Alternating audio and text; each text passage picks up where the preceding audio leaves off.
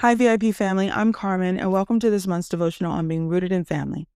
Often, when we think of family, we think of our lineage, but as born again believers, we're called to take an inventory of our spiritual family as well. And Jesus' ministry set the tone for what this looks like when he unveiled a new family dynamic and established a divine order of the physical versus the spiritual. The book of Matthew showcases this order when Jesus, at the age of 12 years old, parted from his family to be about his father's business. But soon in finding him, Mary and Joseph took charge of Jesus, bringing him back under their authority. But we see this again later in the text when Jesus began his adult ministry, thinking he was out of his mind because of the gospel. His family attempts to take charge of him again, but this time, Jesus turns and asks, "Who are my mother and brothers?" And pointing to his disciples, he said, "Here are my mother and brothers, for whoever does the will of my Father in heaven, they are my brother and sister and mother," totally submitting to God's purpose and revealing the divine order and exaltation of the spiritual family. Now, when born of the Spirit, at times our families just can't comprehend the call in our lives or explain why our conversations seem different.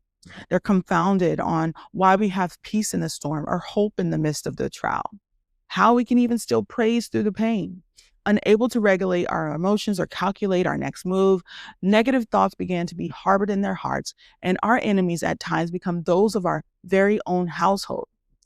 Now, this brings us to the story of Joseph, the second youngest of Jacob's 12 sons, who had or give a great depiction of an unevenly yoked family.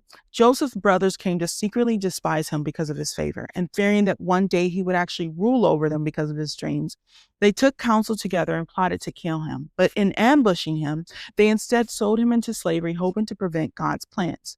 Unconsciously, they in fact sent God's plans into motion. And what Joseph's brothers failed to see, because of the wickedness of their hearts, was God was sending Joseph ahead of them for provision.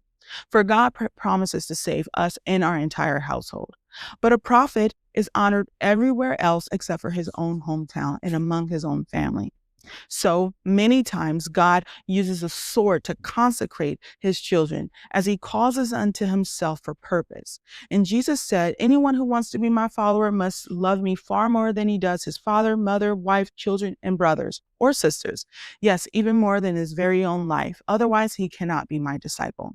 So to love Christ is to love his family and to walk in unity and submission to our Father. The spiritual family is where purpose turns to destiny, where accountability meets devotion, and where the solitary enters community. Now, this doesn't mean we neglect our earthly families, but it's a responsibility to seek first the kingdom of God and his righteousness, knowing that everything else will be added to us. Be encouraged and be rooted in family.